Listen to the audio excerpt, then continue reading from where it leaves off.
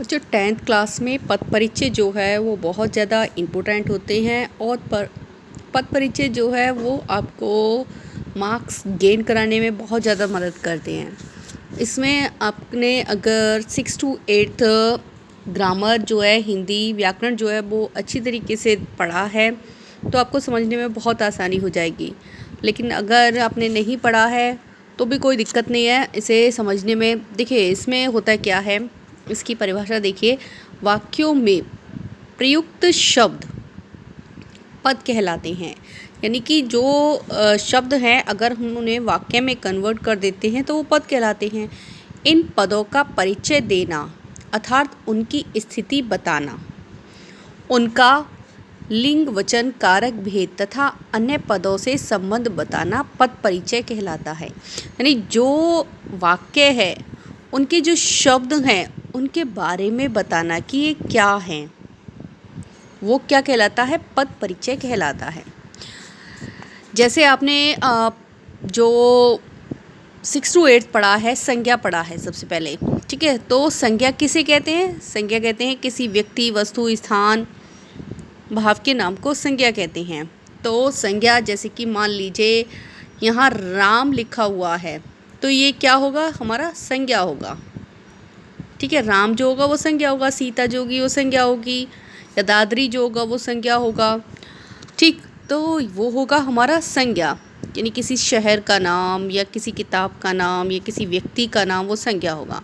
लेकिन उसके स्थान पर अगर हम सर्वनाम का प्रयोग करें तो वो राम की जगह वह हो जाएगा, उसे हो जाएगा, उसने हो जाएगा, ठीक है। तो संज्ञा की भी पता पड़ गई आपको, सर्वनाम की भी पता पड़ गई। नेक्स्ट आता है आपका विशेषण। विशेषण यानी किसी शब्द की विशेषता बताना, ठीक है, वो होता हमारा विशेषण।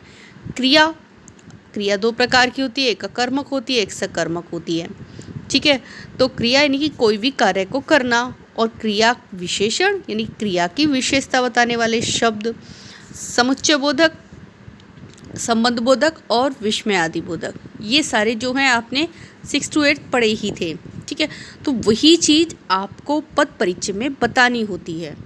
देखिए कैसे, हम अपने देश पर मर मिटेंगे, ठीक है। अगर आएगा अंडरलाइन, 10th क्लास में मोस्टली या तो पूरा सेंटेंस आता है कि इस पूरे वाक्य का पद परिचय दीजिए, या फिर एक शब्द पर अंडरलाइन कर देते हैं और उसका कहा जाता है कि इसका पद परिचय दीजिए। जैसे मान लीजिए देश पर अंडरलाइन है, ठीक है, और उसका हमें पद परिचय देना है तो हम कैसे देंगे? देश क्या है? देश है तो संज्ञा, लेकिन यहाँ देश का नाम नहीं है तो हो गया जातिवाचक संज्ञा, ठीक है। देखिए देश पर नहीं है, केवल देश, तो देश क्या है? हमारी जातिवाचक संज्ञा। और देश क्या है? पुल्लिंग। और देश क्या है? एक देश है, तो ये हो गया एक वचन। यहाँ हम 3 वाक्य लिख देंगे, संज्ञा है, जातिवाचक संज्ञा है, पुल्लिंग है, एक वचन है, ठीक है। पर अगर दिखता है तो पर जो है में पर, यानी कारक जो हो गया वो में पर, अधिकरण कारक हो गया। तो ये हमारा हो गया देश का। अगर ये पूरे सेंटेंस का पद परिचय मांगता है कि पूरे सेंटेंस का पद परिचय दीजिए, तो वहाँ हम देखेंगे, ठीक है ना। हम, सबसे पहला शब्द आता है हम। तो हम क्या है? हम, यहाँ न कोई नाम नहीं है तो वो क्या हो गया? संज्ञा के स्थान पर प्रयोग किए जाने वाले शब्द सर्वनाम कहलाते हैं, तो वो हो गया हमारा सर्वनाम। हम क्या है? उत्तम पुरुष, ठीक है। हम क्या है? बहुवचन। और हम क्या है? पुल्लिंग। और हम क्या है? कर्ता कारक, यानी कर्ता जो है वो कार्य कर रहा है, कर्ता कारक, ठीक है। हम जो हो गया, हम का क्लियर हो गया। अब आता है अपने। अपने भी क्या है? सर्वनाम ही है, लेकिन कौन सा सर्वनाम है? निजवाचक सर्वनाम। अपने क्या है? पुल्लिंग है, एक वचन है और संबंध कारक है, यानी कि अपना देश से संबंध है। अब देश पर ये तो आपको क्लियर हो गया था, संज्ञा, जातिवाचक संज्ञा, पुल्लिंग, एक वचन और अधिकरण कारक। अब आता है मर मिटेंगे। क्या मर मिटेंगे? कोई आंसर नहीं मिला तो अकर्मक क्रिया हो गई।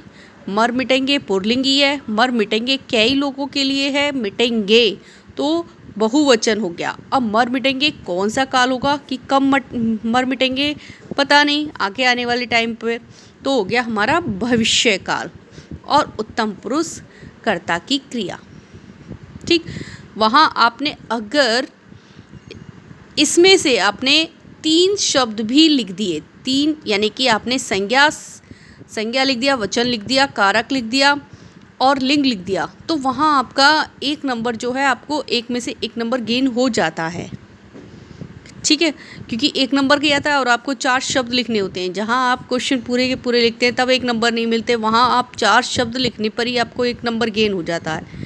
और ये 5 नंबर के आते हैं, एक क्वेश्चन जो है 4 या 5 नंबर के आते हैं, तो इसका विशेष ध्यान रखेंगे। इसमें 4-5 शब्द लिखने पर भी आपको पूरे जो है वो मार्क्स मिलते हैं, तो इन्हें आप ध्यान से देखेंगे। ऐसे ही रमेश वहाँ 10वीं कक्षा में बैठा है। अगर मान लीजिए रमेश के नीचे अंडरलाइन है तो रमेश क्या है हमारा व्यक्तिवाचक संज्ञा, रमेश क्या है हमारा पुल्लिंग है, रमेश क्या है एक वचन है। तो यहाँ हमने 3 चीज़ डाल दी, समझो हमारा करेक्ट हो गया, ठीक है ना। देखिए संज्ञा व्यक्तिवाचक संज्ञा, पुल्लिंग एक वचन, कर्ता कारक बैठा क्रिया के साथ कारक है, ठीक है।